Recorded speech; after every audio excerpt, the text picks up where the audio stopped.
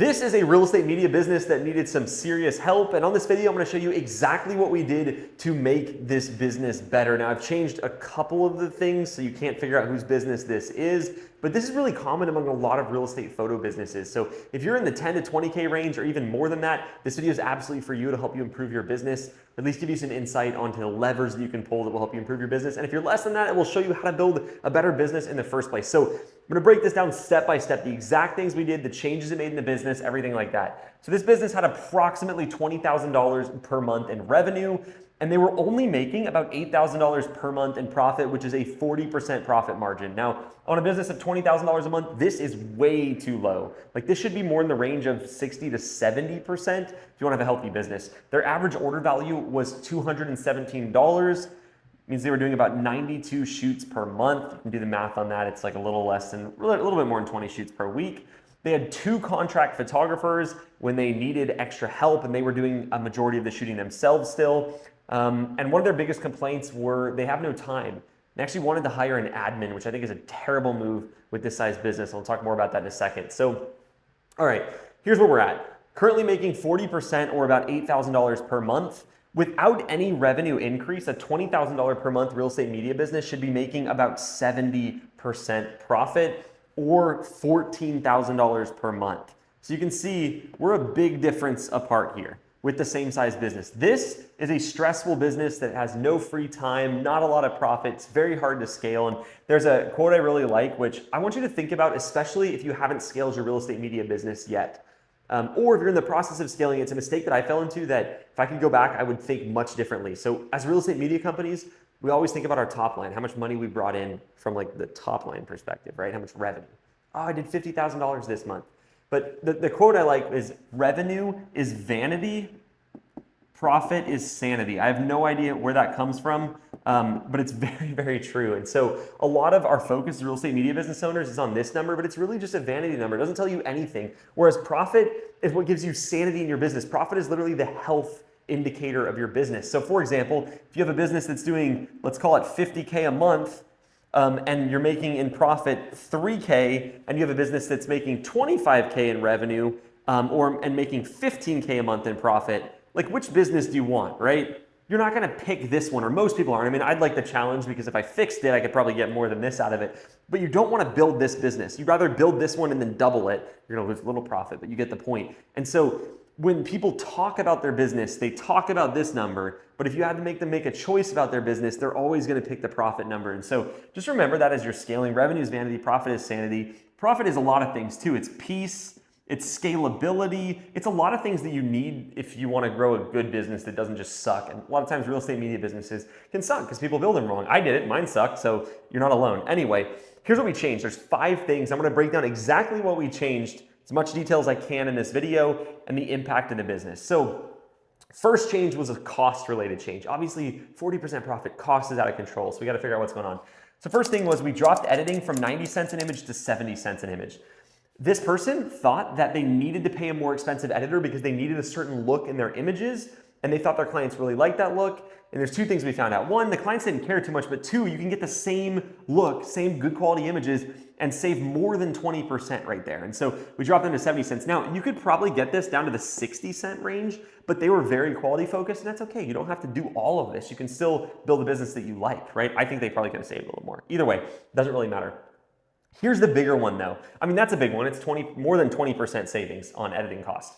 But we took their average from 48 images per shoot delivered. So it means regardless of what package was ordered, this person was averaging 48 delivered images. So even with 25, 40 photo packages, delivering way too many on average, drop that to 40 images per shoot, which means about 30 for a 25 photo package and about 45 for a 40 photo package. So we're still over delivering by 5 photos, but we dropped it down 8 images per shoot. That's a big change. That's 8 times 70 cents, or really it was times 90 cents per shoot. And so what this person was doing is they were overshooting. We'll talk more about that in a minute. You can overshoot. It's oversending is the problem, right? Overshooting is bad, but oversending is worse. So they were sending too many photos to the editor because they didn't want to spend too much time narrowing them down. And that meant they were overpaying. So here's what this looked like. They were, before these 2 changes, spending about $4,000 a month on image editing. a $20,000 a month business, it's almost a quarter of your money, not even profit. It's a quarter of your money that the business is bringing in is going to editing. Dropped it down to $2,500, which is a $1,400 monthly savings. So here's where we're at in the business. Now, these changes all happen simultaneously or around the same time. And so I broke it down per, but what this means is we went from 20K revenue, we're still at 20K revenue. Now our expenses are not 12,000 anymore. They're 10,602, which means our margin is up 7%. So we're 7% up on the margin here. It's already looking a lot better. We raised our monthly income to $9,300 a month or something like that. All right, change number 2, another pretty decent one. Their average order value is pretty low. You may have caught that initially when we talked about it. Their average order value was $217, meaning they're doing 92 shoots a month. And so the change here was a bunch of little things that resulted in a pretty significant, almost $50 average order value increase. So what those things were: repackaging, looking at what was being ordered by their clients, putting those into the packages. A lot of times people already have packages, and so we didn't create the packages, we repackaged, right? Got more clients to order online. There's a lot of things you can do for that. There's, post-shoot Zoom calls you can do. You can send texts that encourage them to do that. We're not forcing people to order online. We're just trying to increase the amount, the percentage that order online. The reason for that is what we found is when people order online, they spend $100 more per shoot on average.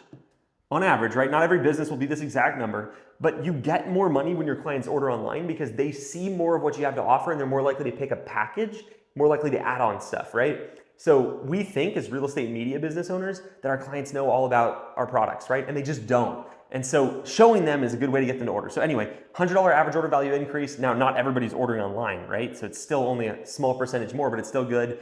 We changed some prices, but the main thing was these 2 things: just repackaging, putting stuff that makes you a lot of money but doesn't cost a lot in your packages, floor plans, that sort of thing.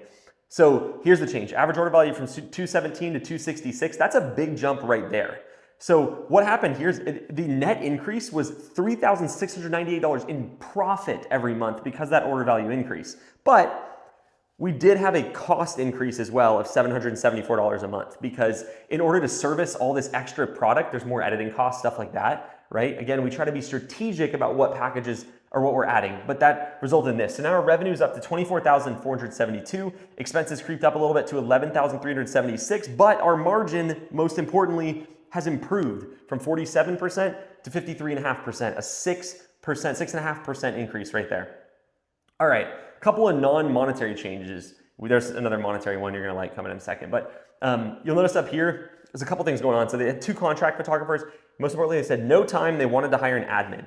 I said, this is a bad decision. I don't recommend hiring an admin till like 40 or 50K a month. That's for another video, but they were about to make that mistake because they had no time. They thought the admin was what they needed to get the time back so they could shoot more. But admin's too important of a role to delegate that early on, in my opinion. It's too expensive too. So scheduling changes. Put auto scheduling in place and made it good. Some people have it in place, but it's not very efficient. They don't use it properly. It's scary if you haven't done it, but obviously, once you've done it, it's awesome. And so there's a way to do that right. Efficient region-based scheduling. So what was happening is a lot of people, they don't really schedule super efficiently. And what ends up happening is they're going to shoot far north, they're doing a shoot south, they're doing a shoot far north, because every time someone calls, they're like, yeah, I have that time available. So we did region-based scheduling, which is not always perfect, but the idea is that you have a couple days a week dedicated to one region, a couple days a week dedicated to the other region, and unless it's an issue for a client, you don't try not to break that rule. So it's less driving, right? And then we determine slots ahead of time. So sometimes you'll have a client that calls, they're like, I want to do 3:30. You're like, I have 3:30, perfect. But your last shoot ended at 2. So you just gave yourself an extra buffer that you can't go home, but you're not getting paid for. And so what we would say is, hey, we're gonna have slots at 10, 1, 3, whatever the times are. And so when this client says 3:30, you say, I don't have 3:30, but I can do 3. Does that work for you? And they're like, yes. You just save 30 minutes just by asking a simple question. Now again, you can always accommodate your clients if they push back and they're like, no, I need 3:30. Then you gotta make a judgment call. But what we're trying to do is make most of our shoots better. You don't have to change everything. You just got to increase, right? So there's no technically monetary change here. It's at least measurable. I mean, I would argue there's like less fuel spent. You're not, if you're sitting there for 30 minutes, you're more likely to go eat, right? And other stuff like that. And probably not good for your health either. Anyway, I ate a lot of Quick Trip when I was out shooting and it wasn't good for me. And I wasn't hungry, I was bored. Anyway, so no money change, but technically the dollars per hour went up because we're working less time and making the same amount of money. All right, number 4, post-shoot workflow. This is a huge one, and it kind of ties in what we talked about at the start, is this person was overshooting, so they're spending a ton of time trying to figure out things, put things in walkthrough order, and we went like that. From 2 hours every night to 30 minutes max, because we leave the shoot with what we're gonna deliver, we cull on site, we drag and drop to our editors and do nothing else, right? Maybe you have to upload something specifically or make a special note, but for the most part, we're able to drop that time down and just drag and drop from the SD card right to our editors. That doesn't sound possible. It is, you just need to think of ways to do it. You just have to do editing on site, or culling on site rather, and then you have your editors organize them and walk through order. So that's number 4. Obviously, that's a huge change right there. That's 90 minutes a day in savings every day, right? Maybe some days there's less shoots, so it takes shorter, but the thing that's interesting is this person was doing the process for all of their contractors, like editing, so it was just crazy amount of time.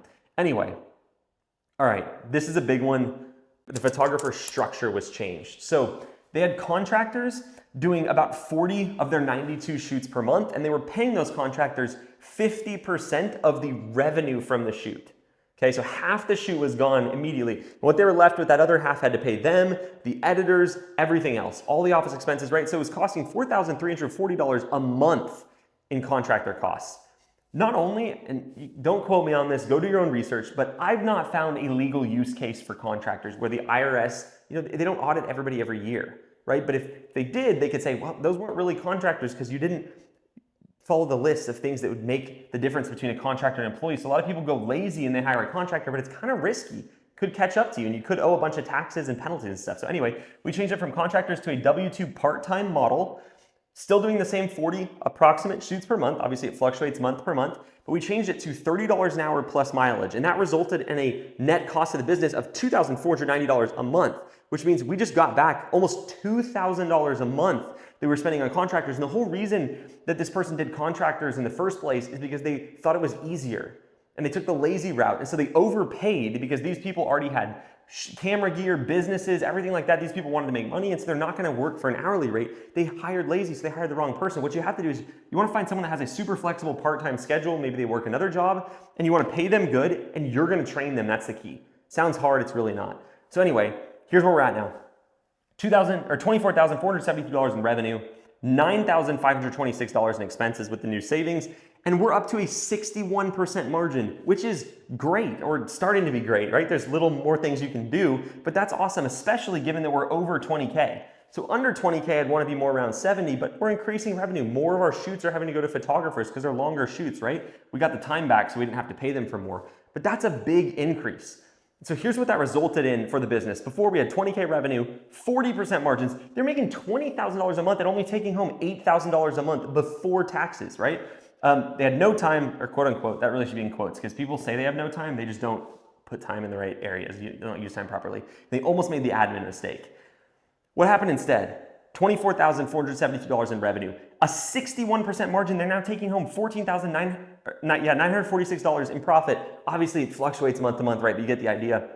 They make more money per hour they work, so their business is more scalable.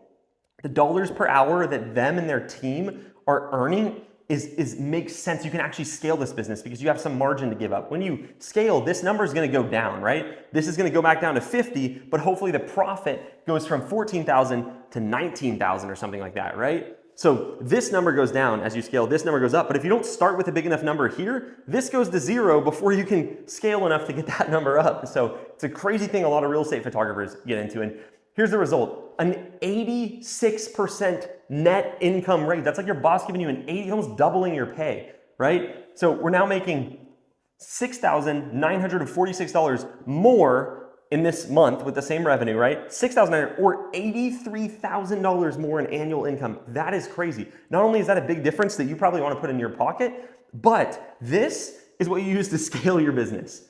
Otherwise, it's like we're taking a huge chunk of your business out before you start. It's very, very hard to scale. And so that is the overview of scaling a business with these problems. Now, every business obviously has their own problems, and there's a lot that goes into each of these because there's emotional reasons you don't want to change this. You're worried about it, and there are reasons to be worried. You can mess up your business trying to fix it, right? But if you do things right, you don't have to get stuck where a lot of photographers get stuck in this, like, quote unquote big business that feels out of control. It's not peaceful. It doesn't have to be that way. And so I hope this gives you some insight into what you can fix in your business. If you want us to look through your business and help you create a roadmap like this, we can do it with you in coaching, or we can at least talk to you about what it would look like. So there's a link below. You can talk with my team, and that's what these calls are for, is to go, hey, where's your business at? Where should it be? What are some steps we can do? And then help you execute those steps so you can have a peaceful business that doesn't suck. It's work to do this. This is a hell of a lot more work. And so I choose this work every time, because to me, this is why I started a business, not this. Hope you got some value from this video. Book a call if you messed up your business a little bit. I messed up mine. It's not you don't have to have shame in it. You just got to fix it. So anyway, grab a call with my team below. I'll see you in the next one.